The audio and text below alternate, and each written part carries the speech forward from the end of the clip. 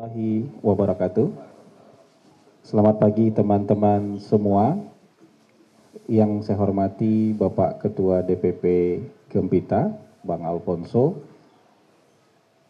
beserta jajaran.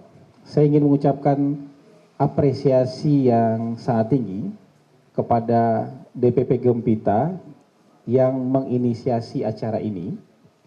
Dan tentu kita dari Kantor Komunikasi Kepresidenan mendukung acara double check ini. Tidak banyak yang memiliki inisiatif untuk membuat acara seperti ini, terutama dari kelompok masyarakat, dan bikin double check. Saya setuju nih dengan judul double check itu, saya setuju. Karena memang hari ini banyak sekali berita yang simpang siur. Makanya perlu double check. Banyak orang yang sebenarnya tidak memahami persoalan tapi kemudian menanggapi dengan kesalahpahaman. Makanya perlu double check. Bahkan ada juga yang dengan sengaja menyebarkan kesalahpahaman. Makanya perlu double check supaya masyarakat juga tidak salah paham. Tapi saya agak takut sama judulnya sebenarnya. Judulnya memang agak-agak bikin kaget. Tapi saya tanya sama Pak Riki Tamba, ya, biar pada datang katanya. Saya kalau begini kan saya agak-agak takut juga ini. Misalnya judulnya seperti itu. Oke lah, misalnya kita pantik dengan pertanyaan, ada apa dengan Prabowo? Saya mau jawab bahwa makin ke sini setelah beliau jadi presiden, kok apa yang beliau katakan secara konsisten dari bertahun-tahun yang lalu, yang mungkin ketika kita waktu itu banyak orang yang bilang apa sih ini gitu. Tapi makin ke sini itu makin mendekati kenyataan. Konsistensi dan keyakinan beliau itu hari ini kayak kita terbuka kabut di depan mata kita. Jadi kita lihat, oh benar ternyata yang disampaikan oleh beliau. Coba teman-teman kita setback ke tahun 2019. Ketika masa kampanye, ketika debat, Pak Prabowo waktu itu bilang, kita sebagai sebuah bangsa selalu harus siap dan waspada. Karena perang bisa terjadi kapan saja. Itu tahun 2019.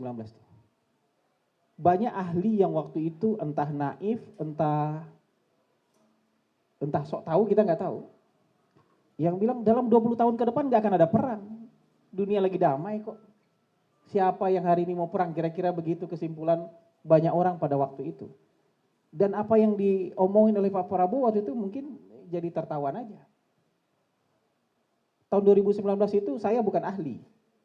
Tapi mungkin saya ikut naif waktu itu. Yang tidak percaya bahwa dunia itu akan berperang. Tahun 2019 Pak Prabowo masih bicara seperti itu. Tahun 2022 Rusia perang dengan Ukraina. Dan sampai hari ini belum selesai. Oktober tahun 2023 tanggal 7 Israel menginvasi Gaza.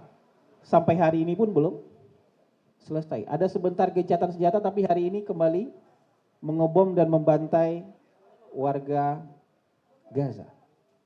Minggu ini India perang dengan Pakistan. Ini perangnya mulai dari Ukraina jauh nih. Ketika Rusia perang dengan Ukraina aja kita sudah mulai terganggu kehidupan kita. Banyak spare part mobil tuh kalau kita pesan dari luar tuh lama sampainya karena jalur distribusi di sana terganggu.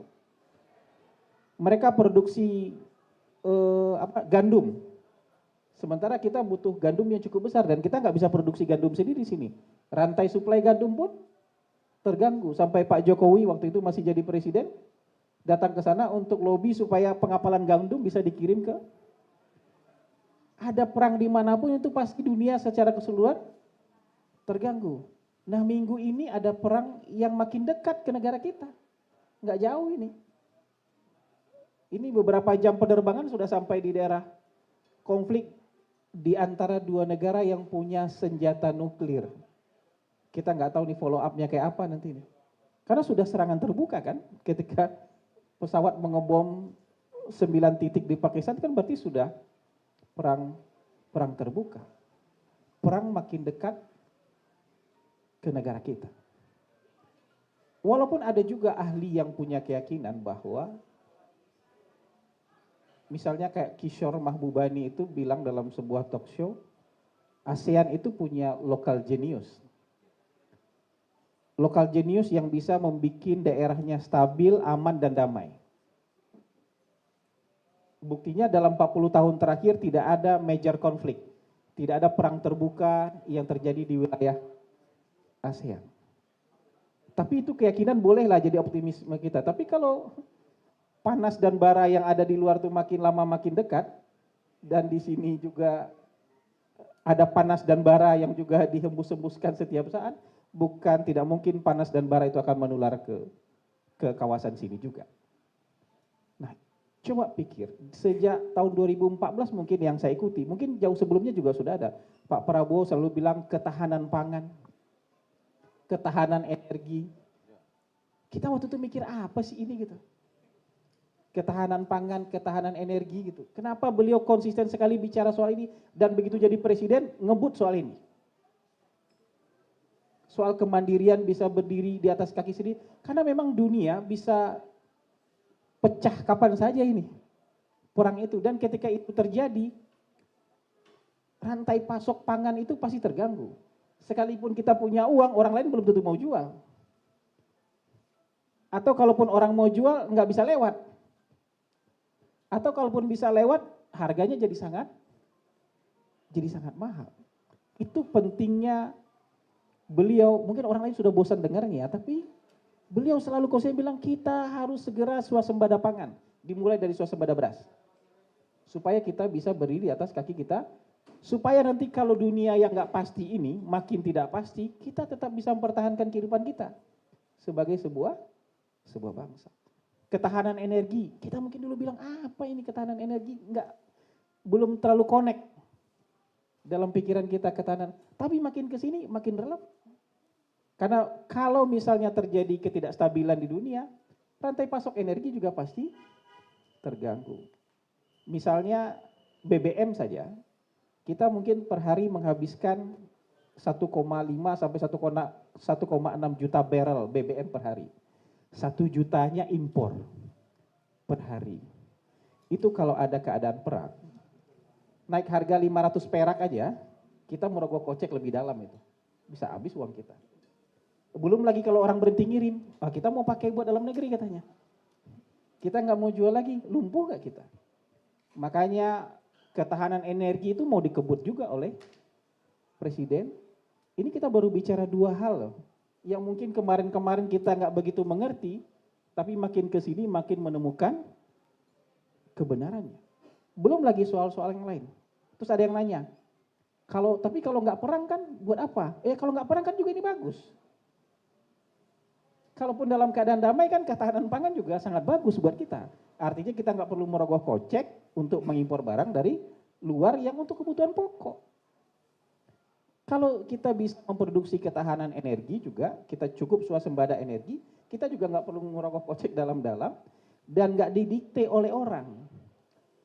Orang tuh gampang banget loh negosiasi dengan kita kalau misalnya kita ketergantungan energi dengan dia. Sementara makin lama kita melihat dunia ini makin realis. Itu yang disampaikan oleh Pak Prabowo. Negara-negara ini akan semakin besar perhatian mereka untuk mementingkan kepentingan dalam negeri masing-masing. Oke lah bantu-bantu negara luar, tapi kalau kita lagi susah ya kita fokus ke sama negara kita.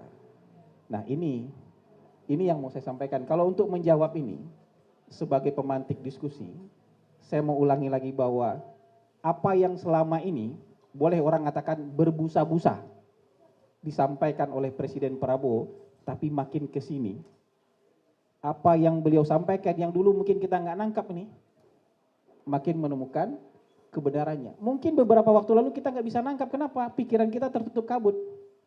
Tapi itu pentingnya seorang presiden punya visi, dia bisa melihat sesuatu menembus kabut itu. Apa yang ada di depan, ketidakpastian yang ada di depan, bisa dilihat oleh visi seorang presiden. Jadi itu, untuk menjawab pertanyaan hari ini, kira-kira itu yang bisa sampaikan sebagai pemantik diskusi. Terima kasih. Assalamualaikum warahmatullahi wabarakatuh. Waalaikumsalam.